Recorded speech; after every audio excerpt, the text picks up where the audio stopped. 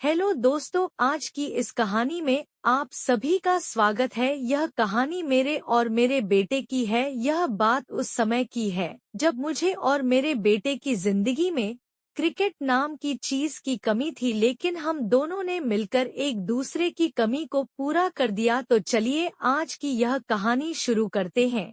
दोस्तों, मेरा नाम अनीता है और मेरी उम्र अभी 88 साल की है। मेरे मम्मी पापा ने गरीबी की वजह से मेरी शादी कम उम्र में ही एक अमीर आदमी से करवा दी थी। मैं अपनी शादी से बहुत खुश थी और मेरे पति भी मुझे बहुत ज्यादा मानते थे। अब मेरा बेटा भी हो गया था, लेकिन अभी कुछ दिन पहले ही मेरे पति की मृत्यु हो गई। मेरे सामने मानो पहाड़ टूट गया हो ऐसा लग रहा था। उस समय मेरे बेटे की उम्र लगभग 18 साल की रही होगी। अब मैं एक विधवा हो चुकी थी। धीरे धीरे मेरे पति को गुजर गए काफी समय हो गए थे। अब मैं, मेरी सासू माँ और मेरा बेटा अभिषेक, हम तीनों ही घर पर रहते हैं।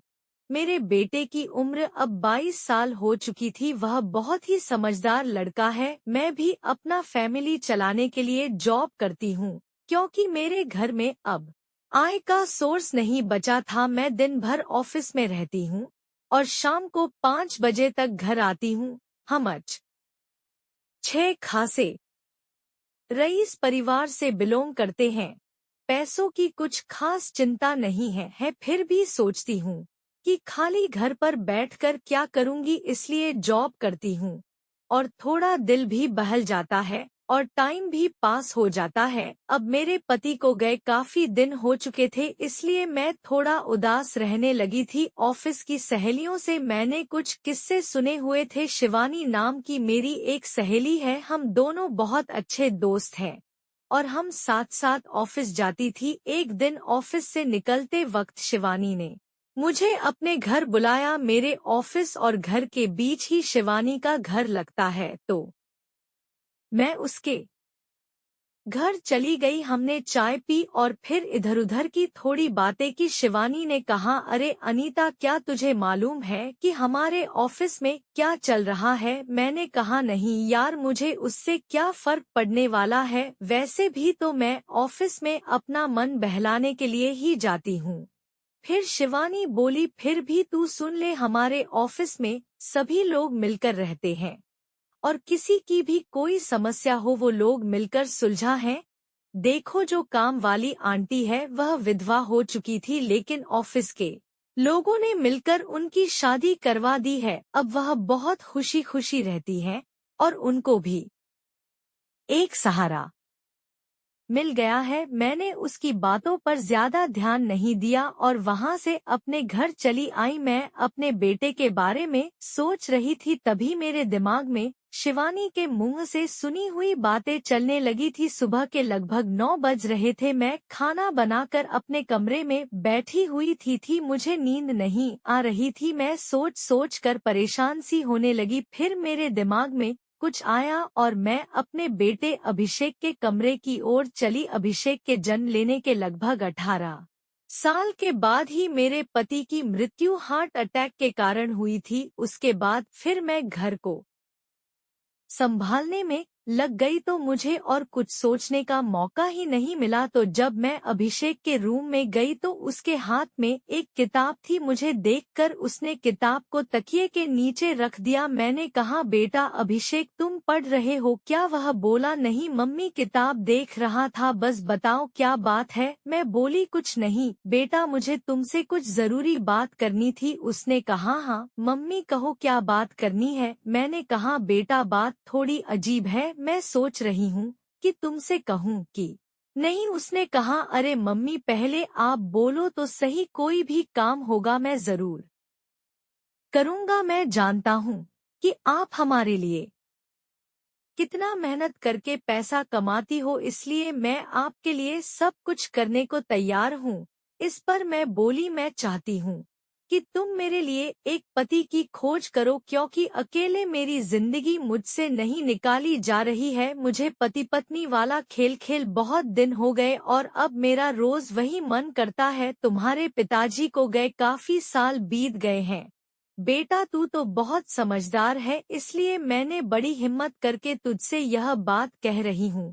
मुझे विश्वास है कि तुम मेरी बात नहीं डलोगे। उसके बाद तो आप जानते ही हैं, मेरे बेटे ने मेरे लिए एक पति खोजने से अच्छा मेरे साथ ही मस्त वाला क्रिकेट खेलने के लिए कहने लगा। वह मुझे बोला कि आप जिस चीज को आप बाहर तलाश रही हैं, वह आपको घर में भी मिल सकती है। आप एक बार कहिए तो सही। अब आप सोच रहे होंगे कि मेरा खुद का बेटा मुझसे ऐसी बात क्यों कर रहा है, लेकिन मैं आपको बता दूं कि वह मेरा सौतेला बेटा था। उसकी माँ मेरे पति से पहले ही एक एक्सीडेंट में चल बसी थी। उसके बाद में मेरे पति ने मुझसे शादी कर ली और इसीलिए हम दोनों ने अब तक बच्चा नहीं किया, क्योंकि मेरे पति की पहली बीवी का बच्चा पहले से था। इसके बाद मेरा बेटा मेरे साथ मस्त वाला क्रिकेट का खेल खेलने लगा। मैं भी बहुत खुश थी, क्योंकि मेरा बेटा मेरे कहने पर कुछ भी करने को तैयार था। अब मुझे किसी भी चीज की जरूरत होती तो मैं सीधे अपने बेटे को कह देती थी, वह मेरी सारी ख्वाहिशें पूरी करता था। अगली सुबह मैं उठी और खाना बनाने लगी। अगले दिन मैं ऑफिस नहीं गई, मैं किचन में खाना पका रही थी। तभी मेरा बेटा किचन में आया और बोला, आज आप ऑफिस नहीं जा रही क्या मॉम? मैंने कहा नहीं, आज नहीं जा रही हूँ। आज मैंने ऑफिस से छुट्टी ले ली है। आज तुम भी कॉलेज नहीं जा रहे हो क्या? उसने कहा, कॉलेज में संगीत चल रहा है और हमारा प्रोग्राम अभी कुछ दिन के बाद आएगा, इसलिए मैं नहीं जा रहा। फिर हमने नाश्ता किया और कुछ देर के बाद घर में कुछ मेहमान आ गए, तो हम लोग मेहमानों के आदर सत्कार में लग गए। मैंने उनसे हालचाल पूछा और उन लोगों से ढेर सारी बातें की। मेहमान के रूप में मेरी बुआ और फूफा जी आए हुए थे। जब मैं मेहमानों से बातें कर रही थी तभी मेरा बेटा बाहर घूमने चला गया। उसकी आदत है कि जब वह घर में रहता है तो अपने दोस्तों के साथ घूमने चला जाता है। फिर मेरी सासू माँ खाना खाकर उन मेहमानों के साथ बाहर चली गई। दोपहर के बजे का समय हो गया था। मैंने अभिषेक को कॉल किया और बोली, कहाँ है तू? आओ खाना खा लो, क्योंकि खाना तैयार हो गया है। इस पर वह बोला, मैं अभी बाहर हूँ और मुझे अभी थोड़ा टाइम लगेगा। मैंने कहा ठीक है, मैं जरा बाहर जा रही हूँ तो देर शाम तक लौटूंगा। सासू माँ भी मेहमानों के साथ बाहर गई हुई हैं और वह भी कल सुबह घर आएंगे, इसलिए तुम जल्दी घर आ जाना और घर देखना। फिर मैं बाहर चली गई और आते वक्त मैंने शॉपिंग की और अपने लिए तथा अपने बेटे के लिए कुछ कपड़े खरीद लिया। शाम के 5 बज गए थे। अभिषेक घर में ही सोया हुआ था। वह उठ गया और नहाने चला गया। मैंने देखा कि सोसाइटी के बच्चों के खेलने का शोर भी कम हो गया था। शाम के 6 बज चुके थे। मैं अभिषेक के पास गई और उसके बाद तो आप समझ ही सकते हैं, मैंने मेरे बेटे को फिर से मेरी ख्वाहिश बताई और मेरे बेटे ने मेरी ख्वाहिश पूरी कर दी। हम दोनों ने 1 से 2 घंटे तक एक दूसरे का खूब साथ दिया। इस तरह से हम दोनों माँ बेटे काफी खुशी खुशी रहने लगे थे। अब हमें कभी भी किसी चीज की दिक्कत नहीं होती थी, क्योंकि अब मुझे कहीं भी जाना होता था तो मैं अभिषेक के साथ चली जाती थी और हम खूब एंजॉय करते हैं। कुछ दिन बीत जाने के बाद मेरे बेटे ने भी अपना खुद का बिजनेस खोल लिया, जो कि धीरे धीरे चलने लगा था। इस वजह से मैंने ऑफ छोड़कर अपने बेटे के बिजनेस में उसका हाथ बंटाने लगी थी। अब हम दोनों एक दोस्त के जैसे हो गए। वह मेरी हर बात का ख्याल रखता है और मैं भी उसका बहुत ही अच्छे से ख्याल रखती हूँ। हमारी जिंदगी काफी अच्छे से चल रही थी, क्योंकि मेरे बेटे ने मेरी सारी कमी को पूरा कर दिया था। अब मैं भी काफी खुशी खुशी अपना जीवन बिता पा रही थी। तो दोस्तों, यह कहानी कैसी लगी कमेंट करके जरूर बताएं।